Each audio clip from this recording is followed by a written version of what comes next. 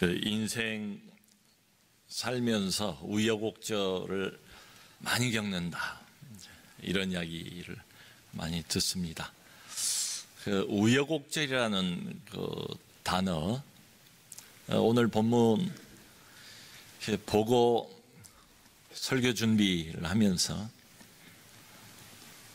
전체를 다 이렇게 모아보니까 딱 한 단어 생각이 나는데, 그게 우여곡절이. 참 본문을 보니까 구원을 향해서 가고 있어요 지금. 근데 우여곡절이 많다. 유라굴라 풍랑을 만나서 계속 표류 상태입니다, 배가. 그 제법 길고 상세한 이야기의 마지막 부분이에요. 풍랑 속에 있었고 절체절명의 위기 속에 이제 죽는 시간만 기다리고 있었어요. 근데 바울이 그때 여러 사람들 한가운데 일어서서 여러분이여 이제 안심하라, 이제 안심하라, 그렇게 말할 수 있었던 이유는 바로 그 전날 밤에 하나님의 사자가 바울 옆에 서서 하나님의 구원을 말씀을 하셨기 때문이에요. 그래서 25절을 보면 이렇게 바울이 말합니다. 그러므로 여러분이여 안심하라, 나는 내게 말씀하신 그대로 되리라고 하나님을 믿노라. 아직 뭐 조금도 좋아지진 않았어요. 조짐이 안 보여요. 그래도 말씀을 받았어요. 나는 말씀하신 그대로 되리라고 하나님을 믿노라. 자, 여러분, 그러니까 오늘 본문은 그 하나님의 구원의 약속, 하나님의 구원하시겠다는 그 말씀, 바울이 그러잖아요. 아무도 생명에 아무런 손상도 입지 않을 것이다. 모두가 다 구원받을 것이다. 그 하나님의 약속의 말씀이 주어진 이후의 내용이에요. 이게 이제 중요합니다. 왜 그런가는 이따가 말씀을 드릴게요. 자, 오늘 처음 27절 초들을 보니까 열 나흘째 되는 날 밤 이렇게 되어 있습니다. 열 나흘 14일 2주. 그러니까 배가 유라굴라 광풍을 만나서 이리저리 휩쓸려서 표류를 한 지가 벌써 2주가 됐어요. 열 나흘. 우리가 지난번에 그 성경에서 봤잖아요. 풍랑을 만난 지 이틀째에 뭘 버립니까? 배 짐을, 하물을 다 버렸어요. 배를 가볍게 하기 위해서. 또 사흘째는 뭘 버립니까? 배의 중요한 장비들, 기구들을 다 버렸어요. 그걸 다 버리고 지금 열 나흘째니까 그 후로도 한 열흘 정도를 계속 광풍에 밀려서 지금 떠다니는 겁니다. 그런데 해도 볼 수 없고 별도 볼 수 없고 방향 분간이 안 돼요. 어느 위치에 떠 있는지 전혀 알 수 없는 이런 상황이에요. 근데 오늘 본문을 보니까 아드리아 바다까지 밀려왔대요. 아드리아 바다, 아드리아 해, 지금으로 치면 이오니아 해 근방 어디인 것 같아요. 여러분, 이 배가 미항이라는 데서 처음에 출발을 하지 않았습니까? 미항, 열 나흘 전에 거기서 출발해서 이 아드리아 바다까지는 약 800km 거리예요. 그러니까 무려 2000리나 되는 멀고 먼 그 거리를 열 나흘에 걸쳐서 광풍에 떠밀려 가지고 배가 여기까지 온 거예요. 근데 이제 이 다음 본문을 보면 이제 어느 섬에 도착을 하는데 그 섬이 멜리데 섬입니다. 말타 섬이에요. 멜리데, 말타. 이 멜리데 섬은 이탈리아 반도가 있잖아요. 이탈리아 반도 바로 아래에 큰 섬, 흔히 시칠리 섬, 시실리로 알려져 있는 큰 섬이 있어요. 그 큰 섬 밑에 아주 조그만하게 섬 하나가, 아주 작은 섬 하나가 있는데 그게 멜리데입니다. 말타예요. 거기까지 온 거예요. 800km를 떠밀려가지고. 자, 열 나흘째 되는 날 밤 자정쯤이라고 또 이렇게 돼 있어요. 자정쯤. 여러분, 그러니까 14일이네, 시간은 자정이네. 그러니까 이게 얼마나 사실의 정확한 보도입니까? 역사적인 기록들이죠. 자정쯤 되었는데 사공들이, 배에 있던 사공들이 육지가 가까워 온 것을 눈치를 챘대요. 근데 어떻게 이걸 알았을까? 물론 이 사람들이 이제 항해 전문가들이에요. 그러니까 이 큰 파도가 해안에 막 부딪히면 어마어마한 소리가 나잖아요. 그래서 그 소리를 들었을 것이다. 아니면 배 밑에 커다란 추를 달고 다니는데 그 추가 이게 걸리는 느낌이 있었을 거예요. 그걸로 알았을 것이다. 어쨌든 사원들이 육지가 가까이 왔구나, 이걸 눈치를 챘어요. 그리고는 물 깊이를 재봤대요. 깊이를 재보니까 처음에는 20길, 20길은 36m입니다. 그 다음에 또 재보니까 15길, 15길은 27m입니다. 점점 지금 얕아지는 거죠. 물이 육지 가까이 가는 거예요. 자, 더 가면 위험할 수도 있어요. 그러니까 여기 나와 있는 것처럼 고물은 배 뒷전을 말합니다. 훔이에요. 고물에다가 닷 넷을 내렸대요. 배 뒤쪽에다가 사방에 닷 4개를 내렸대요. 이게 일반적으로 닷을 내리는 방법하고는 달라요.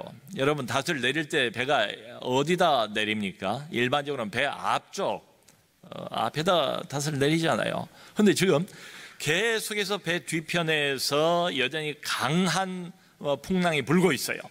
만일에 배 앞에다가 닷을 내리면은 금방 이 뒤에서 불어오는 바람 때문에 배가 180도 돌아서 무슨 일이 일어날지를 모르는 이런 상황이에요. 그러니까 배 뒤쪽에다가 닷 4개를 내리고, 그리고는 아직 캄캄해요. 안 보여요. 상황 파악이 안 돼요. 날이 새기를 기다렸다고 지금 되어 있습니다. 자, 그런데 기다리고 있는 중에 변수 하나가 생겼어요. 그 이제 뱃사람들이, 사공들이 타고 있었는데 이 사공들이 도망을 가려고 그래요. 육지가 가까우니까 탈출을 시도하는 겁니다. 자기들만 살겠다고.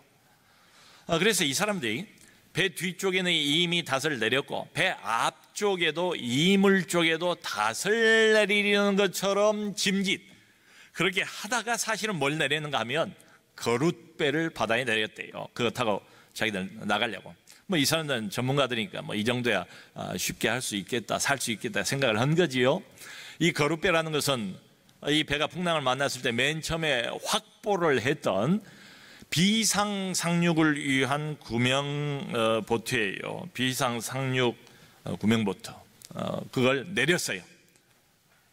자기들만 살기 위해서. 바울이 그걸 봤어요.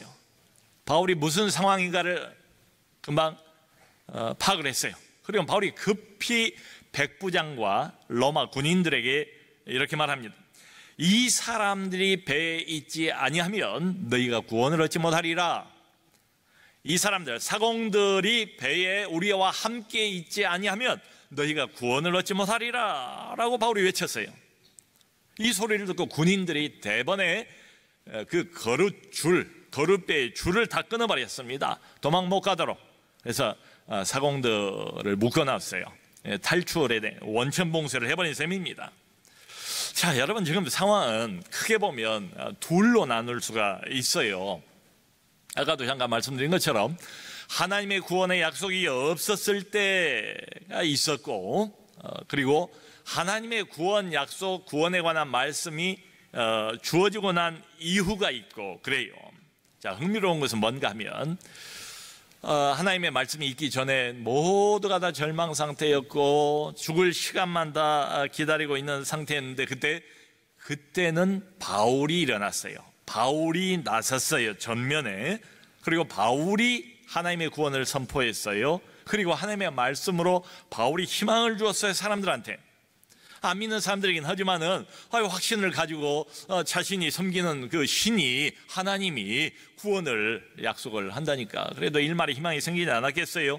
여러분, 우리가 아무리 이런 풍랑과 같은 위기 상황 속에 놓여 있다 할지라도 하나님의 구원의 약속이 있다면, 하나님의 구원의 말씀이 이게 분명하게 우리에게 주어만 진다면 마음 상태가 달라지지 않겠어요? 여전히 상황은 어렵겠지만 희망이 생기지 않겠어요? 믿는 사람들, 하나님의 이 약속 하나님이 이 말씀을 붙들지 않겠습니까? 자, 희망이 생기고 난 이후의 상황이에요. 근데 오늘 본문에서 누가 등장하는가 하면 사공들이 말하자면 전면에 등장을 하는 셈이에요. 그러니까 구원을 위해서, 이건 영혼 구원이 아니에요. 지금 위기 탈출입니다. 풍랑으로부터의 탈출이에요. 그 구원을 말하는 거예요. 그 구원을 위해서 뱃사람들이 필요하다. 바울이 그걸 알았어요. 그래서 이 사공들의 탈출을 막은 겁니다. 자, 여러분, 이렇게 보면 하나님이 구원을 약속하셨고 하나님이 구원하시겠다고 말씀을 분명히 하셨는데, 그러니까 그 이후로도 그저 구원의 전 과정에서 하나님이 차 뛰고 포 뛰고 혼자 다 하시는 건 아닌 것처럼 보여요. 사람을 사용해요. 사람을 사용해서 구원하세요. 사공들을 사용하세요. 사공들의 협력과 도움이 필요해요. 자, 그러니까 이건 아니에요. 하나님이 구원하신다고 그랬잖아. 그러니까 뭐 사공들이 있든 없든 도망을 가든 말든 하나님이 알아서 다 하시겠지, 이건 아니에요. 아무것도 안 하고 손 놓고 구경이나 하고 있는 이런 태도는 아니잖아요. 자, 여러분, 사공들은 분명히 불신자입니다. 하나님 모르는 사람들이에요. 근데 하나님께서 구원을 위해서 이런 사람들도 사용하신 장면. 결국 결론은 모두를 구원하셨대요. 하나님 약속을 이루신 거예요. 자, 여기 이제 결론의 근거에서 뒤돌아보면 바울의 이 상황 파악은 맞았어요.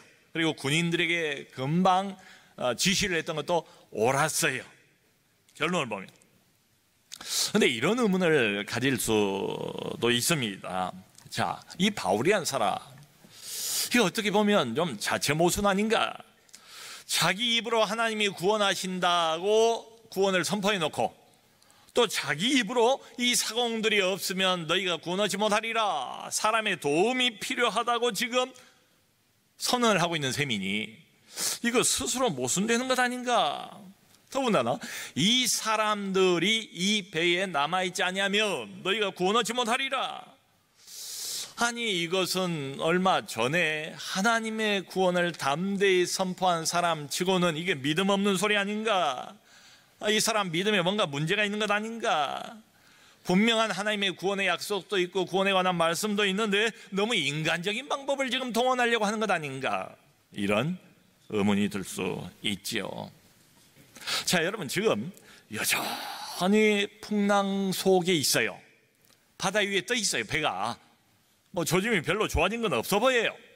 그러니까 여전히 구원에 관해서는 하나님만을 의지할 수밖에 없는 상황이에요. 자, 그런데 여기서 바울은 한 가지를 지금 더 알고 있는 셈이죠. 육지가 가까웠어요. 얼마 있으면 이제 육지에 도달할 거예요. 지금 이 시점에서는 하나님께서 사공들의 도움을 통해서, 이 사공들의 협력을 통해서 우리 모두를 구원하신다, 이걸 바울은 확신하고 있었던 거죠. 자, 여러분, 그런데 오늘 본문을 보면 위기가 한 번 더 있어요. 이 기록이 다 나와 있습니다. 날이 샜어요.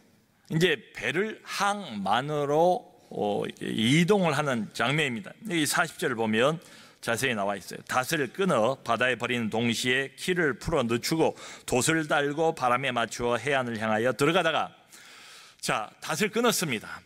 뒤에 4개, 앞에도 다시 있는지 모르겠어요. 그 닷을 다 끊었어요. 무게를 줄이기 위해서 그런 거예요. 바다에 다 버렸어요. 이제 곧 이제 상륙해야 되니까.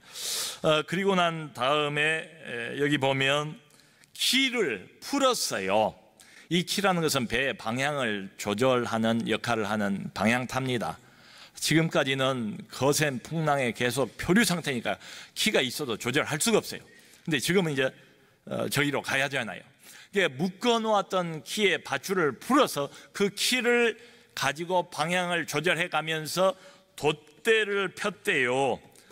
바람에 심하게 시달렸기 때문에 지금까지 돛을 걸지를 않았지만 이제는 돛을 펴고 바람의 방향을 보면서 조절해 가면서 바람에 맞춰서 해안을 향해서 들어가는 그런 장면입니다. 여러분, 이걸 누가 해요? 뱃사람들이 해요. 이걸 누가 해요? 사공들이 할 수가 있어요.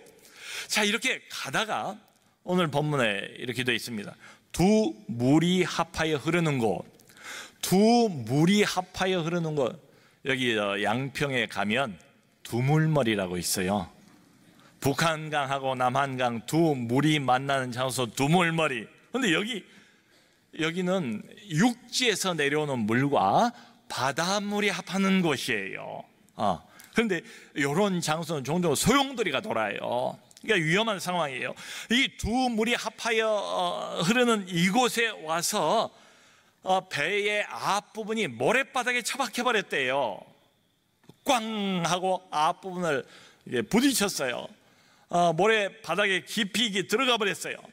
꼼짝살짝 안 해요.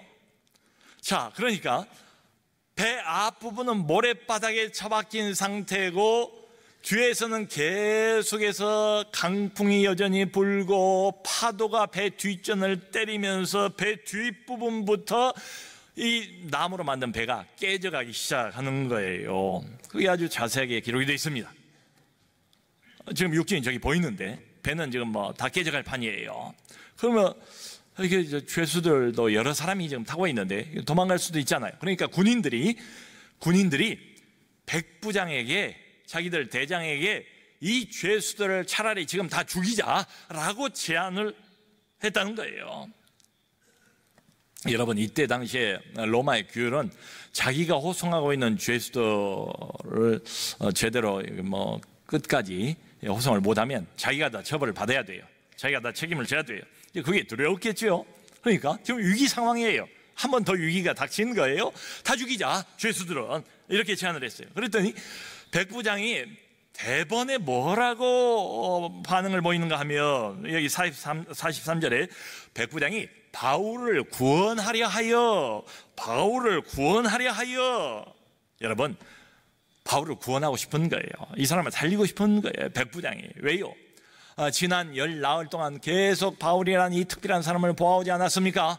이 사람은 정말로 하나님의 사람이라는 걸 본인이 확인케 못하지 않았을까요? 바울의 신앙, 바울의 용기, 바울의 헌신과 자기 희생, 이걸 아주 가까이에서, 배 안에서 백부장이 다 봤어요. 귀한 사람인 것을 알게 되었고, 죽음의 고비를 함께 지나면서 하나님의 사람인 것을 깨닫게 되지 않았을까? 그러니까 살리고 싶은 거예요. 그래서 이런 지하의 부하들의 제안을 거절하고 다른 명령을 이렇게 내립니다. 헤엄을 칠 수 있는 사람은 다 헤엄쳐서, 이게 죄수든 사공이든 누구든 간에 헤엄칠 줄 아는 사람은 다 헤엄을 쳐서 일단 상륙을 하라, 그렇게 명령을 내렸어요.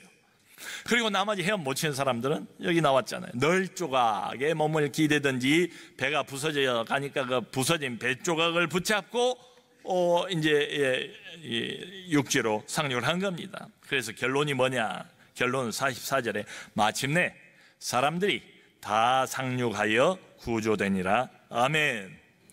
마침내 다. 바울이 그랬잖아요. 머리카락 하나라도 너희가 상하지 않으리라. 다. 하나님이 다 구원하시겠다고 약속하셨잖아요. 하나님의 약속대로 모두 다 구원을 받았습니다. 자, 여러분, 우리가 여기서 생각할 건 이겁니다. 지금 요 대목에서는 백부장이 전면에 등장을 하지 않습니까? 여러분, 참 좀 특별하잖아요. 죽이고 할 수도 있어요. 이제 유라굴라 광풍 고생 다 끝났으니까. 그런데 백부장의 이 마음, 바울을 살리고자 하여, 바울을 구원하려 하여, 이 마음은 결국 하나님이 주신 것 아닌가? 바울을 살리려는 마음을 주신 덕분에 다른 모든 죄수들도 다 살게 된 것 아니겠습니까? 그러니까 보세요.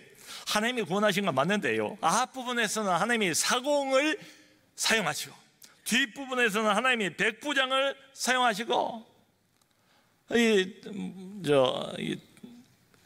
분위기, 태도, 이것도 달라요. 여러분, 구원을 위해서 사공은 붙들어야 됐잖아요. 근데 또 구원을 위해서 죄수들은 헤엄쳐 가도록 내버려 둬야 돼요. 이게 상황이 얼마나 다릅니까? 자, 그러니까 풍랑으로부터의 구원이라는 목표는 이 배에 타고 있는 사람들이 다 똑같아요. 그런데 구원을 향해서 가는 과정에 있어서 얼마나 이해타산이 서로 다릅니까? 계산속이 얼마나 서로 다릅니까? 사공들 계산, 군인들 계산, 그리고 백부장 계산이 다 달라요. 우여곡절이 많은 거예요. 여러분 생각해 보세요. 하나님이 우리를 분명히 하나님 백성을 불쌍히 여기시고 사랑하시니까 우리를 이 위기 가운데서 구원하신 건 분명한데요, 어떤 방식으로 하나님께서 이 위기를 다 통과하게 하실까? 여러분, 무슨 일이, 우리가 본문에서 지금 보았던 것처럼 무슨 일이 이 위기 앞에 구원의 과정이긴 해요. 근데 무슨 일이 놓여 있을지, 어떤 변수가 있을지 이걸 어떻게 알아요? 우리가 있다 해도 이걸 우리가 어떻게 다 초래를 할 수 있겠는가? 하나님의 구원 약속은 있었어요. 구원에 관한 분명한 말씀은 있었어요. 그 말씀이 주어진 이후에요. 그러니까 이건 분명하죠. 우리가 전체적으로 쭉 읽어보니까 하나님이 사람들을 필요할 때는 사용하시는구나. 다양한 사람들을. 하나님이 이런 상황 저런 상황 변수가 많지만 이 모든 상황을 결국은 하나님이 주관하시는구나. 그래서 결론은 하나님이 모두를 구원하신다. 아멘. 자, 여러분, 그러니까요, 구원에 있어서 가장 중요한 게 뭔가 하면 주어입니다. 주어. 우리 인생도 주어가 굉장히 중요하고, 구원에 있어서 우리 인생의 유라굴라 풍랑과 같은 이 위기 속에서 구원을 받아야 하는데, 이 구원에 있어서 주어가 절대적이다. 하나님이 구원하신다. 하나님이 구원하신다. 여러분, 이게 아주 분명해 보이는 게 오늘 본문의 가운데 부분입니다. 지금 우리가 앞부분하고 뒷부분을 같이 봤고요. 가운데 부분이 뭐가 있는가 하면, 아직 배 안에 남아있을 때, 그러니까 저 항만으로 향해서 가기 전날입니다. 바로 그 전이에요. 동이 터오기 시작할 때쯤에 바울이, 지금 배가 정박한 상태에서 날 새기를 기다렸다고 그랬잖아요. 그러니까 기다리고 있는 중에 이제 날이 새려고 하는 그때에 바울이 이 배 안에 있는 사람들에게 음식 먹을 것을 적극적으로 권면을 합니다. 그래서 아주 배부르게 음식을 다 먹었대요. 오랜만에 10나흘 동안 제대로 먹지를 못했어요. 그럴 겨를이 없겠지요. 근데 배부르게 오랜만에 실컷 먹고 남은 모든 비상식량과 밀을 바다에다 다 버렸답니다. 자, 그런데 이 음식을 함께 나누는 중에 여기 35절을 보면 특별한 표현이 이렇게 나와요. 바울이 떡을 가져다가 모든 사람 앞에서 하나님께 축사하고 떼어 먹기를 시작하며 그들도 다 안심하고 받아 먹으니. 여기 이 대목이 있어요. 배에 탄 사람들 숫자가 276명이라는 게 분명히 나와요. 아마 음식 숫자 계산했는지 모르겠어요. 모두가 다 받아 먹. 자, 여러분, 무슨 장면이 생각납니까? 성찬식 아닙니까? 성찬식이라는 건 하나님의 구원을 기념하는 특별한 의식 아니에요? 그러니까 이게 맞지 않아요? 지금 어때요? 지난 한 보름 동안 죽음의 바다를 함께 통과해서 구원 얻게 된 사람들, 그 사람들이 함께 다 모여서 바울을 중심으로 해서 하나님께 감사하고 떡을 받아먹는 이런 장면, 영락없는 성찬식 아닌가? 이렇게 해서 하나님이 구원하신다. 불신자들에게도 하나님의 영광을 나타내시는 이런 장면. 여러분, 우리가 지금도 풍랑과 같은 이런 위기 속에 많은 분들이 계실지 모르겠어요. 정말로 이때야말로 믿는 사람들이니까 하나님이 구원해 주시기를 간절히 바라죠. 누가 나를 이 망망대해에서, 이 깊은 구렁텅이 속에서 건져낼 수 있으랴? 하나님밖에 없어요. 하나님의 구원이 어느 때보다도 절실한 상황이에요. 자, 그런데 오늘 본문에서 보는 것처럼 도대체 이 풍랑 앞에 또 무슨 위기가 놓여 있는지, 어떤 돌발 변수가 기다리고 있는지 우리는 몰라요. 지금 우리가 보는 것처럼 다양한 변수가 있어요. 자, 그런데 우리 꼭 기억할 것은 이겁니다. 이런저런 변수와 위기도 계속 있지만 목표는 분명하다. 하나님이 이 전체적인 이 상황, 그리고 사람들, 하나하나를 구체적으로 하나님께서 지배하시고 다스리시고 인도해가고 계신다. 때로는 바울을 사용하시고, 때로는 사공을 사용하시고, 때로는 백부장을 사용하셔서, 그 다음에 이게 중요합니다. 하나님이 구원하신다. 우리가 붙들어야 할 것은 구원의 방식이 아니, 주어의 하나님이 구원하신다. 뭐가 어떻게 되는지 몰라요. 지금 당장 더 나빠지는 것처럼 보여요. 악화되는 것처럼 보여요. 그래도 우리가 붙들고 놓치지 말아야 할 절대 명제는 뭐냐? 하나님이 구원하신다. 그러므로 어떤 상황 속에서도 구원을 위해서 하나님만 의지하시는 우리 모두가 될 수 있기를 주님의 이름으로 축원합니다.